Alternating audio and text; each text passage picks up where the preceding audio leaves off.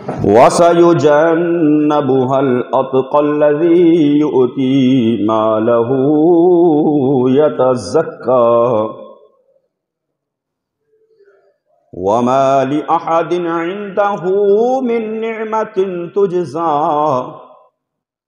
إِلَّا ابْتِغَاءَ وَجْهِ رَبِّهِ الْأَعْلَى وَلَسَوْفَ يَرْضَى۔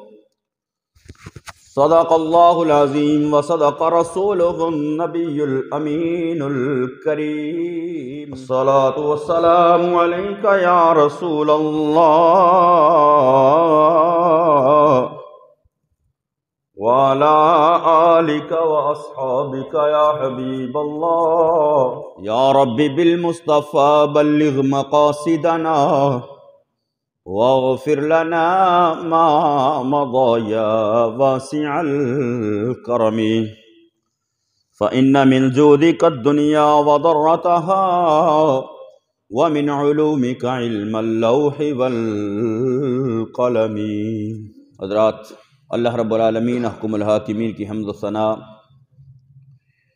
اور لامحدود درود پاک آقا انعامدار حضور مدنی تاجدار شفیع روز شمار احمد مختار حبیب پروردگار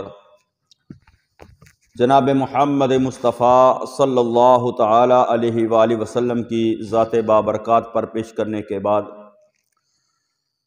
خلاق کائنات وحدہ لا شریک کی مقدس اور عظیم بارگاہ کے اندر دعا ہے کہ خالق اپنے محبوب کے صدقے تمام امت مصطفیٰ اور بالخصوص ہمارے اس ملک پاکستان پر اپنا کرم فضل اور مہربانی فرمائے۔ عزیزان گرامی، اللہ رب العالمین احکم الحاکمین اس کی اپنے بندوں پر بڑی رحمتیں ہیں، نوازشات ہیں، اس کی مہربانیاں اور اس کی عطائیں ہیں، اور ان ساری چیزوں سے بڑھ کر یہ ہے کہ وہ رب العالمین احکم الحاکمین اپنے بندوں کو اپنا قرب عطا فرماتا ہے۔ تو تمام خصلتیں، تمام عزتیں اس اعزاز کے ساتھ وابستہ ہیں کہ کسی بندے کو رب کا قرب نصیب ہو جائے۔ جتنا زیادہ کسی کو اللہ کا قرب نصیب ہوگا اتنی زیادہ اللہ رب العالمین احکم الحاکمین کی بارگاہ سے اس کو عزت بھی ملے گی، فضیلت بھی ملے گی، مقام اور مرتبہ بھی ملے گا۔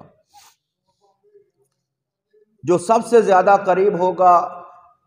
وہی سب سے افضل ہوگا، اور اس قرب سے مراد جو قرب خداوندی، قرب الہی جتنا رب کسی کو عطا کرے، اس قرب سے مراد قرب مکانی نہیں، کیونکہ اللہ رب العالمین احکم الحاکمین جو ہے وہ مکان سے پاک ہے۔ تو قرب مکانی اس سے مراد نہیں ہے کہ اللہ جہاں رہتا ہو بندہ اس کے قریب ہو جائے، کیونکہ اللہ تو مکان سے پاک ہے۔ تو اس قرب سے مراد جو ہے وہ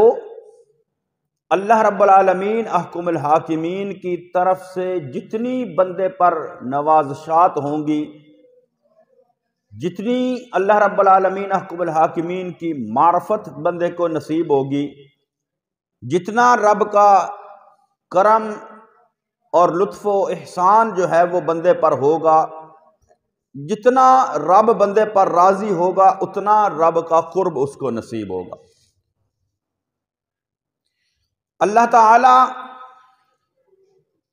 کسے اپنا قرب عطا فرماتا ہے،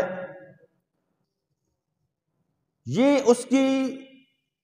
مشیت، اس کی مرضی اور اس کی رحمت ہے۔ وہ جس کو چاہے، جب چاہے، جتنا چاہے قرب عطا فرما دے۔ یعنی رب العالمین احکم الحاکمین کا قرب جو ہے وہ ملنے کے لیے کوئی خاص قاعدہ، کوئی خاص قانون کوئی خاص ضابطہ یا کوئی خاص عمل نہیں، بلکہ یہ رب کی مہربانی ہے، اس رب العالمین احکم الحاکمین کی مشیت ہے۔ وہ رب جس کو جب چاہے، جتنا چاہے، جسے چاہے اپنا قرب عطا فرما دے۔ تو رب العالمین احکم الحاکمین کا قرب حاصل کرنے کے لیے سب سے جو بنیادی چیز ہے وہ بندے کا ایماندار ہونا۔ پہلے ایمان، اور پھر اس کے بعد جو ہے وہ ہے اطاعت خداوندی اور اطاعت مصطفیٰ صلی اللہ تعالی علیہ وآلہ وسلم۔ یعنی اللہ رب العالمین احکم الحاکمین کا قرب حاصل کرنے کے لیے پہلے ایمان، کیونکہ جس کے دل کے اندر ایمان نہیں اس کو اللہ کا قرب نصیب نہیں ہو سکتا۔ اور پھر ایمان کے بعد جو ہے وہ اللہ اور اس کے رسول صلی اللہ تعالی علیہ وآلہ وسلم کی اطاعت اور فرما برداری جو ہے وہ، پھر اس کے بعد یہ اگلا سٹیپ ہے۔ تو جس کے اندر ایمان بھی نہ ہو اور جس کے اندر اللہ رب العالمین حکم الحاکمین کی اطاعت اور فرما برداری کا جذبہ بھی نہ ہو تو اس کو اللہ کا قرب نصیب نہیں ہو سکتا۔ نبی کریم صلی اللہ تعالی علیہ وآلہ وسلم کا فرمان ہے، حدیث ہے، اور حدیث بھی حدیث قدسی ہے۔ رب العالمین حکم الحاکمین کے محبوب نے فرمایا کہ رب فرماتا ہے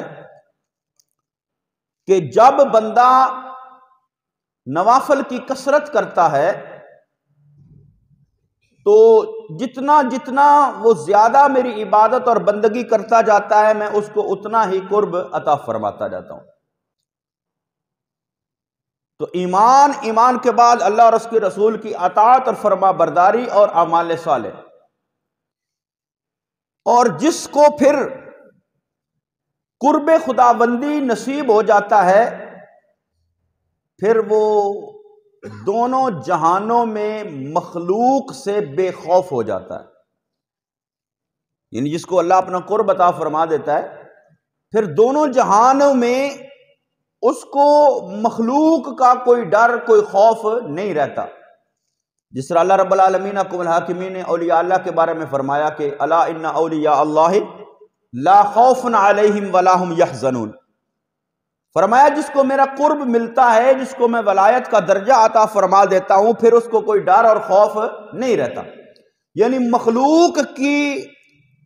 مخلوق کے ڈر سے، مخلوق کے خوف سے وہ بندہ بے نیاز ہو جاتا ہے جس کو اللہ کا قرب مل جاتا ہے۔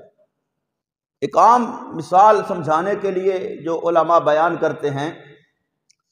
کہ بندے کا تعلق کسی بڑے بندے کے ساتھ ہو جائے، تھانے دار کے ساتھ ہو جائے، کسی کمشنر کے ساتھ ہو جائے، کسی وزیر مشیر کے ساتھ ہو جائے، تو پھر وہ بندہ جو ہے وہ دوسرے لوگوں سے نہیں ڈرتا۔ کیوں نہیں ڈرتا؟ کہ میرا تعلق تو فلاں تھانے دار کے ساتھ ہے، میرا تعلق تو فلاں وزیر کے ساتھ ہے، میرا تعلق تو فلاں مشیر کے ساتھ ہے۔ تو پھر وہ دنیا میں لوگوں سے نہیں ڈرتا۔ تو جس کا تعلق رب کے ساتھ ہو جاتا ہے، جو ساری کائنات کا خالق ہے، مالک ہے، رازق ہے، ساری کائنات کو بنانے والا ہے، تو جس کا تعلق رب کے ساتھ ہو جاتا ہے، جس کو رب اپنا قرب عطا فرما دیتا ہے، پھر وہ دونوں جہانوں میں اس کو کسی مخلوق کا، کسی چیز کا ڈر جو ہے وہ نہیں رہتا، اور اس کے دل میں پھر اللہ کا ڈر اور اللہ کی خشیت جو ہے وہ گھر کر جاتی ہے۔ یعنی اس کے دل میں صرف رب کا ڈر ہوتا ہے، رب کا خوف ہوتا ہے، دنیا کی کسی چیز کا ڈر اور کوئی خوف جو ہے وہ اس کے دل میں نہیں ہوتا جس کو رب اپنا قرب عطا فرما دے۔ اور تمام امتوں میں سے جو ہے وہ زیادہ کامل ایمان اور اللہ کی سب سے زیادہ اطاعت اور نبی کریم صلی اللہ تعالی علیہ وآلہ وسلم کی غلامی اور اعمال صالحہ، یعنی چار چیزیں، سب سے زیادہ کامل ایمان، اللہ کی سب سے زیادہ اطاعت اور نبی کریم صلی اللہ تعالی علیہ وآلہ وسلم کی غلامی اور اعمال صالحہ، ان چاروں چیزوں میں سب سے نرالی شان رسول اللہ صلی اللہ تعالی علیہ وآلہ وسلم کے خلیفہ اول، خلیفہ بلا فصل سیدنا ابو بکر صدیق رضی اللہ تعالی عنہ کو حاصل ہے۔ یعنی ایمان بھی کامل، تمام امتوں کے اندر سب سے زیادہ ایمان، سب سے بڑا اور سب سے کامل ایمان نبی کریم صلی اللہ علیہ وسلم نے ارشاد فرمایا ابو بکر صدیق رضی اللہ تعالی عنہ۔ اللہ کی اطاعت اس کے اندر بھی سب سے زیادہ کامل حضرت ابو بکر صدیق رضی اللہ تعالی عنہ امتوں کے اندر، اور نبی کریم صلی اللہ تعالی علیہ وآلہ وسلم کی غلامی بھی سب سے زیادہ، اور اعمال صالحہ بھی۔ آقا کریم صلی اللہ علیہ وسلم نے ارشاد فرمایا کہ جنت کے 8 دروازے ہیں، باب الصلاۃ ہے، باب الصوم ہے، باب الریان ہے، باب الزکات۔ یعنی جو بندہ عمل کرے گا اس کے عمل کے مطابق، جتنا جو جس عمل میں کامل ہوگا اس عمل کے مطابق جو ہے اللہ اس بندے کو جنت کے اس دروازے سے داخل کرے گا۔ نماز والے نماز کے دروازے سے جائیں گے، روزے والے روزے کے دروازے سے جائیں گے، جہاد والے جہاد کے دروازے سے جائیں گے، زکوٰۃ والے زکوٰۃ کے دروازے سے جائیں گے۔ لیکن فرمایا اے ابو بکر، میری امت میں صرف ایک شخص تو ہے جس کو جنت کے 8 دروازوں سے بلایا جائے گا۔ یعنی اعمال صالحہ کے اندر بھی اتنی پختگی، اعمال صالحہ کے اندر بھی اتنی جو ہے وہ کاملیت، اتنے کامل، یہ حضرت ابو بکر صدیق رضی اللہ تعالی عنہ کی نرالی شان ہے۔ اور اہل سنت و جماعت کا اس پر اتفاق اور اس پر اجماع ہے کہ پوری مخلوق میں سب سے زیادہ اللہ کا قرب، سب سے زیادہ فضیلت، سب سے زیادہ عزت اور سب سے زیادہ جو افضلیت ہے وہ رسول خدا صلی اللہ تعالی علیہ وآلہ وسلم کو حاصل ہے پوری مخلوقات میں۔ پوری مخلوقات میں جس میں انبیاء، غیر انبیاء، اولیاء، اقطاب سب شامل ہیں۔ پوری مخلوق میں سب سے زیادہ اللہ کا قرب حاصل کرنے والی ہستی رسول خدا صلی اللہ تعالی علیہ وآلہ وسلم کی ہے۔ پوری مخلوق میں سب سے زیادہ فضیلت اور عظمت حاصل کرنے والی ذات اللہ کی بارگاہ کے اندر وہ رسول خدا صلی اللہ تعالی علیہ وآلہ وسلم کی ہے۔ اور یہ مقام صرف آقا دو جہاں صلی اللہ تعالی علیہ وآلہ وسلم کو حاصل ہے کہ تمام مخلوقات، اس کے اندر انبیاء بھی اور امتیں بھی اور تمام مخلوقات شامل ہیں، ان سب سے زیادہ عزت، عظمت، فضیلت، مقام اور مرتبہ جو اللہ کی بارگاہ میں حاصل ہے وہ نبی کریم صلی اللہ تعالی علیہ وآلہ وسلم کو حاصل ہے۔ یہ اہل سنت و جماعت کا اس پر اتفاق اور اجماع ہے۔ اور پھر اس کے بعد دوسرے نمبر پر نبی کریم صلی اللہ تعالی علیہ وآلہ وسلم کے بعد دیگر انبیاء کرام جو ہیں علیہم السلام، ان کا مقام و مرتبہ زیادہ ہے۔ نبی کریم صلی اللہ تعالی علیہ وآلہ وسلم کا مقام و مرتبہ تمام مخلوقات سے بڑھ کر اللہ کی بارگاہ کے اندر، اور آقا دو جہاں صلی اللہ تعالی علیہ وآلہ وسلم کے بعد جو مقام اور مرتبہ ہے اللہ رب العالمین احکم الحاکمین کی بارگاہ کے اندر قرب کا، عظمت کا، فضیلت کا، وہ دیگر انبیاء کرام علیہم السلام کا ہے۔ کسی بھی غیر نبی کو، یعنی جو نبی نہیں، کسی بھی غیر نبی کو کسی بھی نبی سے افضل سمجھنا یہ اہل ایمان کا عقیدہ نہیں۔ آج فتنوں کا دور ہے، بڑے بڑے فتنے، ایسے بھی فتنے ہیں جو غیر انبیاء کو، چاہے وہ صحابہ کرام ہو، چاہے اہل بیت مصطفیٰ صلی اللہ تعالی علیہ وسلم، جو نبی نہیں وہ کسی بھی صورت کسی نبی سے نہ افضل ہو سکتا ہے نہ کسی نبی کے برابر ہو سکتا ہے۔ یہ اہل سنت و جماعت کا اتفاق اور اجماع ہے، یہ عقیدہ ہے، سمجھے اس بات کو۔ سب سے زیادہ بلند شان، سب سے زیادہ بلند مقام، سب سے زیادہ بلند مرتبہ، سب سے زیادہ بلند عظمت، سب سے زیادہ قرب خداوندی یہ رسول خدا صلی اللہ علیہ وسلم کو حاصل ہے۔ اور نبی کریم صلی اللہ تعالی علیہ وآلہ وسلم کے بعد کسی کی شان ہے، کسی کی عظمت اور مرتبہ ہے تو وہ دیگر انبیاء کرام علیہم السلام کا، 1,24,000 کم و بیش انبیاء۔ اور پھر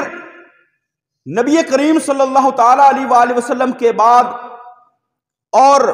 دیگر انبیاء کے بعد جو مقام اور مرتبہ ہے وہ اللہ کے مقرب فرشتوں کا ہے۔ سب سے پہلے نبی کریم صلی اللہ تعالیٰ علیہ وآلہ وسلم کا مقام، اس کے بعد دیگر انبیاء کرام علیہ السلام کا مقام و مرتبہ، اور دیگر انبیاء کے بعد جو مقام و مرتبہ ہے وہ اللہ کے ان مقرب فرشتوں کا ہے، جو وہ چار مقرب فرشتے حضرت جبرائیل علیہ السلام، حضرت اسرافیل علیہ السلام، حضرت میکائیل علیہ السلام اور حضرت اسرائیل علیہ السلام، اور وہ فرشتے جو اللہ کے عرش کو اٹھانے والے ہیں، یہ اللہ کے مقرب فرشتے۔ انبیاء کے بعد ان کا مقام و مرتبہ ہے،